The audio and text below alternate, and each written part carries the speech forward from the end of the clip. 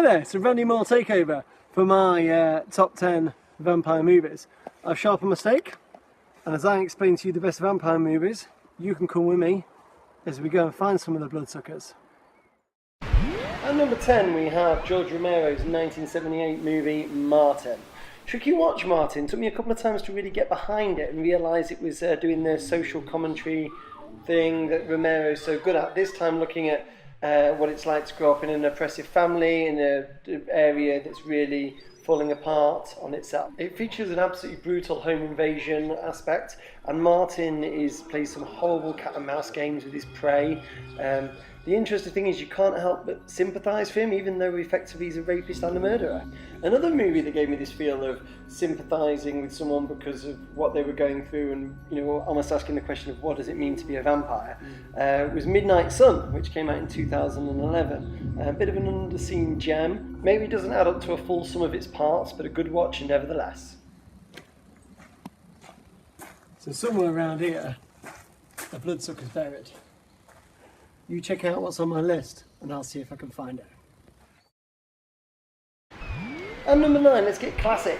Let's go back to 1931, Todd Browning's Dracula, the movie that kicked off the Universal Monster scene. And while not one of my favourite Universal Monster movies, Bela Lugosi's performance is excellent, and the theatrical styling has really lived with us in all vampire movies and lots of horror movies in general since. But if we're talking classic vampires, we've got to talk Lee and Cushing, haven't we?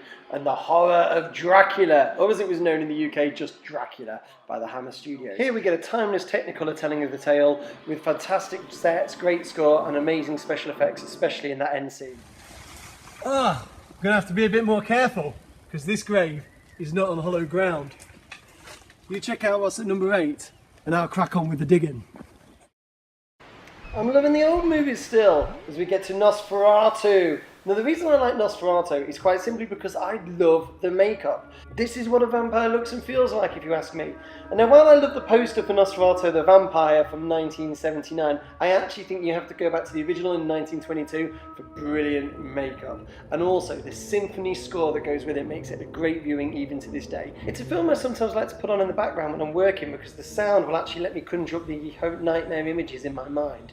Although if you watch the whole film from start to finish, it's a little bit too long for modern audiences. So I recommend Salem's Lot. Yeah, it's the same Nosferatu vampire, but in a much more modern retelling of the story. Now technically a TV series which allows it to spread over and be a little bit soap opera in places, but Tobe Hooper, Stephen King come together to deliver some iconic vampire images. Just to be clear, this list is about vampire movies, not about movies that just feature a vampire, so I have taken Monster Squad out of the list. It would have won anyway.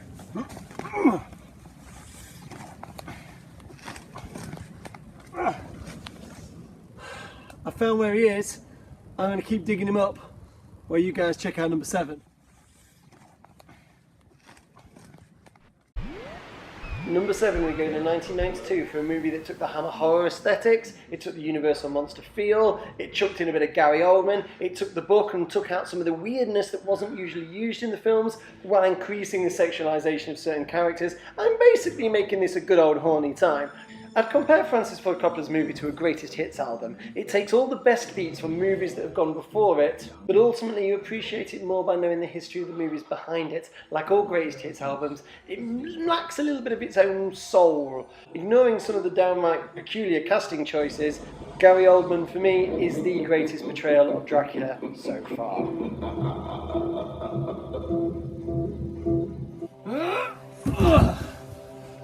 So it turns out we got ourselves a little bloodsucker. But if vampire movies have taught me anything, you still got to put them down with a stake.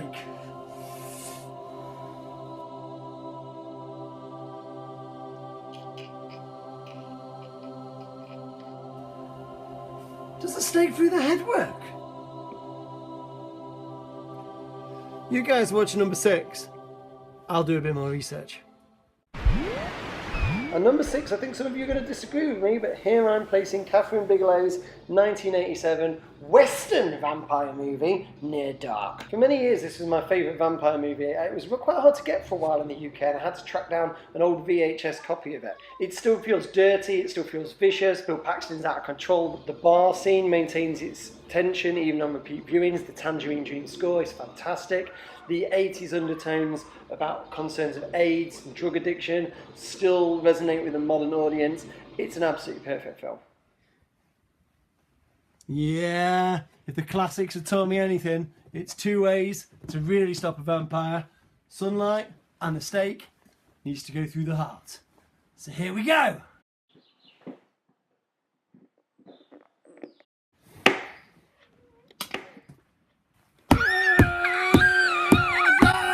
You bloodsucker!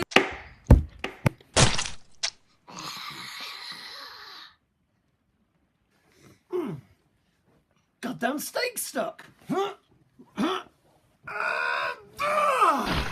What's that gurgling noise?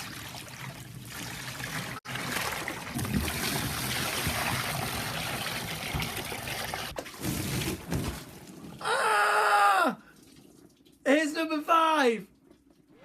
Number 6 was a perfect movie, and the number 5 can only best be described as an adrenaline shot in the arm. In 2010, we got Jim McGill's Stakeland. Welcome to Stakeland, kid. Released at a time when young adult fiction had vampires and werewolves and love triangles and being all sparkly, Stakeland made them down, dirty and nasty, and while the plot's very familiar, there's enough twists and turns and action set pieces that almost make this a modern B-movie classic.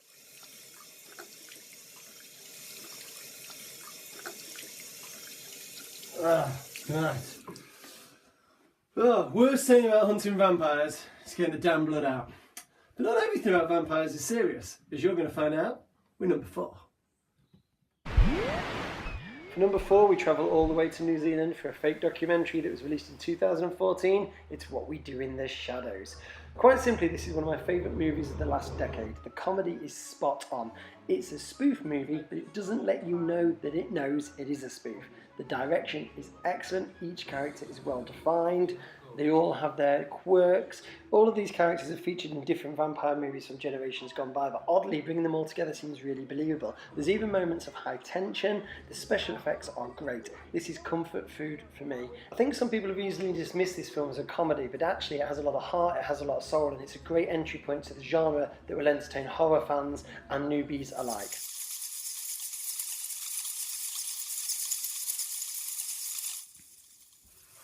Yeah, a lot of bats out tonight. That only means one thing: more vampires. Don't you worry, guys. I got me my weapons.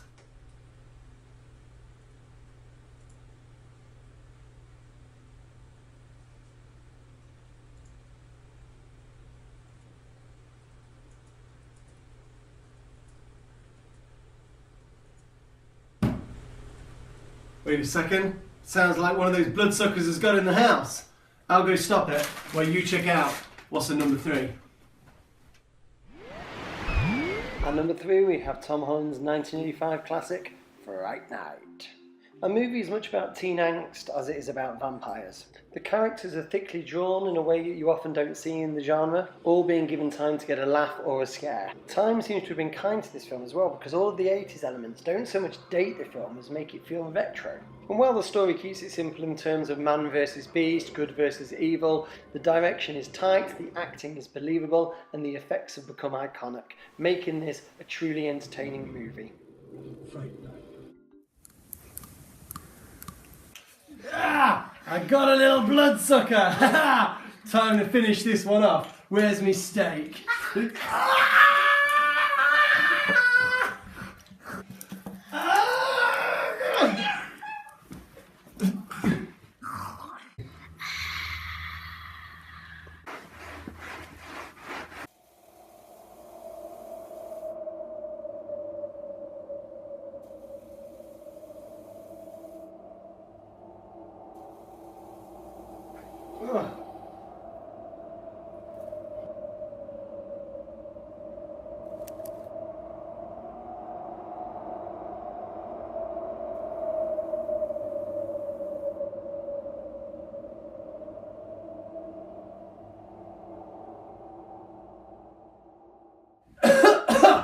Whoa! That was unexpected. Here's number 2. At number 2, we have a movie I consider to be a modern masterpiece. It's about bullying and loneliness, but juxtaposed with love and friendship. Oh, and there's a vampire in it. In 2008, we got Thomas Alfredson's adaptation of Lindgren's novel. A dark and atmospheric movie that follows vampire lore, that features some truly horrific acts of violence, yet also has a kind, tender heart. There's something about the pacing and the way the director allows silence into every scene that makes it really haunting. But only 2 short years after the original, Matt Reeves' American remake came onto the scene. But instead of getting a watered-down affair that we commonly see in American remakes of European movies, we got a wonderfully acted, beautifully shot, haunting tale of love, loneliness and friendship that on repeat viewings I think actually stands shoulder to shoulder with the original. It keeps the light and dark aspects. Cody Smith-McPhee and Chloe Grace Moretz are a screen couple like you just don't see anymore, and their children. You know, why hasn't this broke through and been Oscar nominated? This isn't just a great vampire movie, it's a great movie. Oh, that bloody big mosquito got me. Well, I'm not fully changed yet. But if you get to sleep all day, party all night, never grow old, like it says in film number 1, maybe it'd be fun to be a vampire. Wait, can vampires drink beer? So number 1, the greatest vampire movie ever made is The Lost Boys! Of course it is! It's a cult classic that is fun. On its surface, Joel Schumacher gave us an 80s adventure with vampires. But when you look a little bit deeper in it, there's a lot more going on with the dynamics of family, the change in society, the way that we accept people or don't accept people. One of the most interesting things about this film is the fact it takes vampires serious. The film itself isn't serious at all. It's got a killer soundtrack, it'll make you smile, it'll make you laugh, while at the same time having those elements that are still a little bit scary. And also the way it explains vampire mythology is fantastic. You can learn a lot about what to do if you ever meet a vampire from this film. Sure, most of the cast played to type. The Frog Brothers are really funny, David's really scary, Star's really sexy, but if it ain't broke, don't fix it. Schumacher's film is fast-paced and fun, and if you put it on, you know you're going to have a good time.